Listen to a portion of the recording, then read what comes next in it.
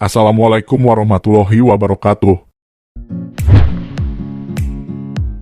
Sahabat Muslim TV, Rasulullah Shallallahu Alaihi Wasallam merupakan nabi dan rasul utusan Allah yang bertugas menyampaikan wahyu Al-Quran kepada manusia. Istimewanya lagi, beliau adalah manusia kesayangan Allah sepanjang masa dan tidak ada penggantinya hingga kini. Sebagai manusia yang paling dicintai, Allah senantiasa menjaga Rasul sepanjang hidupnya. Hari-hari yang dialami Nabi Muhammad Shallallahu Alaihi Wasallam penuh dengan keanehan-keanehan yang sulit dicerna dengan logika. Namun itu mudah saja untuk Sang Maha Pencipta.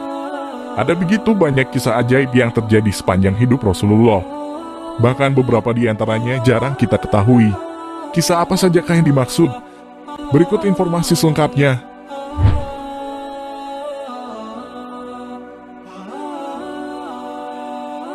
Sebelum lanjut, jangan lupa untuk subscribe, like, dan share untuk mendukung channel ini untuk tetap memberikan informasi seputar Islam.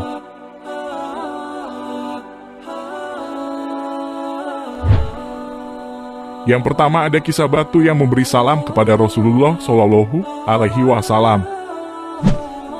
Kisah menarik pertama yaitu berasal dari kisah batu yang memberi salam kepada Rasulullah Shallallahu Alaihi Wasallam. Kisah ini berawal ketika Rasulullah masih berada di Mekah sebelum diangkat menjadi nabi. Ada batu yang memberi salam kepada nabi. Tentu saja hal ini menjadi unik dan aneh sebab batu adalah benda yang tidak bisa berbicara. Rasulullah Shallallahu Alaihi Wasallam mengetahui tentang batu tersebut. Akan tetapi beliau dan para sahabat tidak ada yang pernah berpikir untuk memungut atau membawa pulang batu tersebut. Mereka tidak pernah berpikir untuk dijadikan penangkal atau alat terapi jika beliau sakit.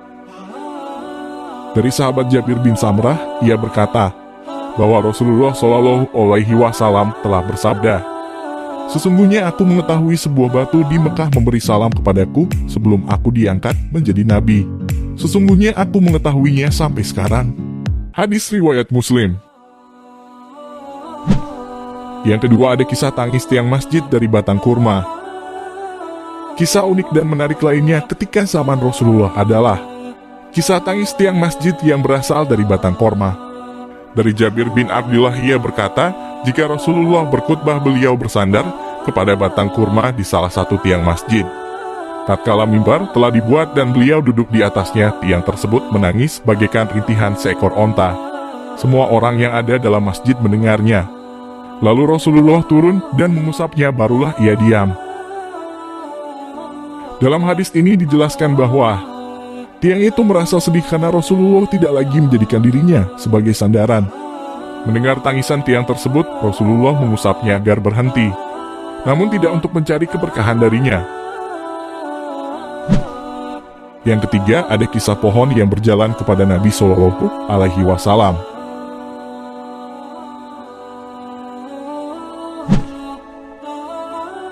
Kisah selanjutnya berasal dari pohon yang berjalan kepada Nabi Shallallahu Alaihi Wasallam.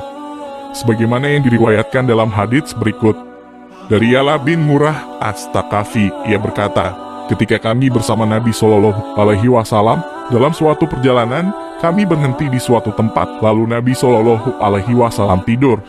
Tiba-tiba datang sebatang pohon, berjalan membelah bumi sampai menaungi Nabi Shallallahu Alaihi Wasallam. Kemudian ia kembali lagi ke tempatnya semula. Tatkala Rasulullah Shallallahu Alaihi Wasallam bangun, aku sebutkan hal tersebut kepada beliau, dan beliau berkata, ia adalah pohon yang meminta izin pada Tuhannya untuk memberi salam padaku, lalu Allah Azza wa Jalla mengizinkannya.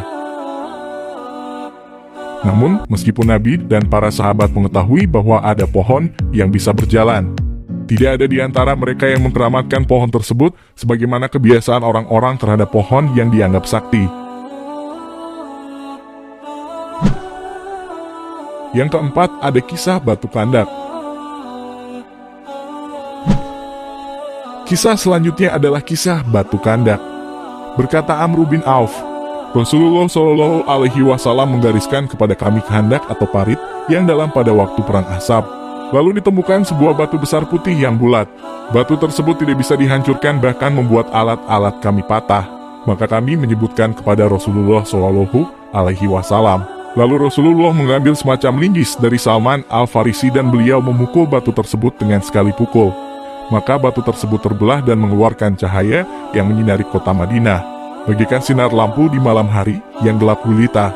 Lalu Rasulullah Shallallahu Alaihi Wasallam bertakbir dan kaum muslimin pun ikut bertakbir. Kemudian dipukul lagi untuk yang kedua kali, maka batu tersebut terbelah dan mengeluarkan cahaya yang menyinari kota Madinah. Lalu Rasulullah Shallallahu Alaihi Wasallam bertakbir dan kaum muslimin pun ikut bertakbir.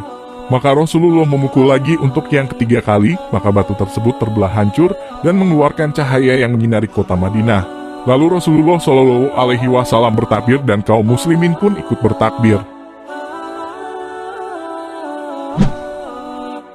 Yang kelima, ada kisah pohon yang merunduk ketika Rasulullah berhenti dalam perjalanan beliau ke Syam bersama paman beliau.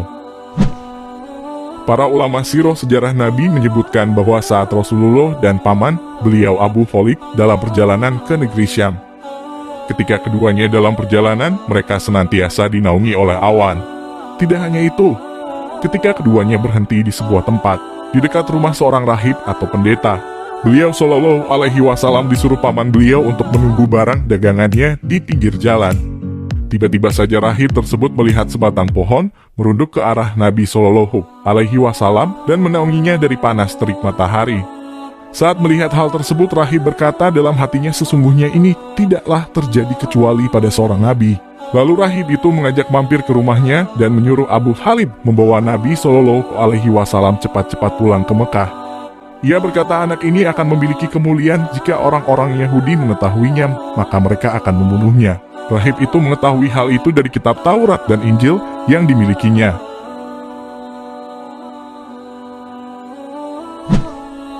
Yang keenam, ada kisah onta yang berbicara kepada Rasulullah. Kisah terakhir berasal dari seekor onta yang berbicara kepada Rasulullah Shallallahu Alaihi Wasallam. Sebagaimana diriwayatkan dalam hadits berikut dari Ala bin Murrah At-Thaqafi, ia berkata, ketika kami bersama Nabi Shallallahu Alaihi Wasallam dalam suatu perjalanan, kami melewati seekor onta yang sedang diberi minum. Tatkala onta tersebut melihat Nabi Shallallahu Alaihi Wasallam, ia mengeluh dan meletakkan lehernya. Lalu Nabi Shallallahu Alaihi Wasallam berdiri dekatnya dan bertanya, "Mana pemilik onta ini?" Lalu datanglah pemiliknya dan Nabi Shallallahu Alaihi Wasallam berkata, "Juallah onta ini padaku."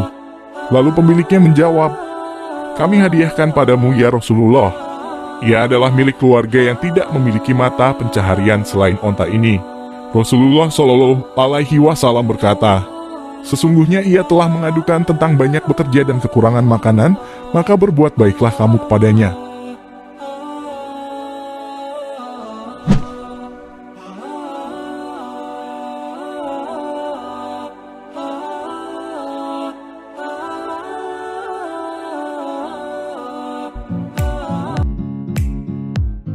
Sahabat Muslim TV, itulah beberapa kisah Nabi Muhammad yang jarang kita ketahui. Semoga bermanfaat dan semakin mendekatkan kita kepada Allah Subhanahu wa Ta'ala. Jangan lupa untuk subscribe, like, dan share untuk mendukung channel ini agar tetap bisa memberikan informasi menarik seputar Islam. Saya pamit undur diri. Semua kebenaran datangnya dari Allah Subhanahu wa Ta'ala. Dan jika ada tutur kata yang salah dari saya, mohon dimaafkan dan saya akhiri. Wassalamualaikum warahmatullahi wabarakatuh.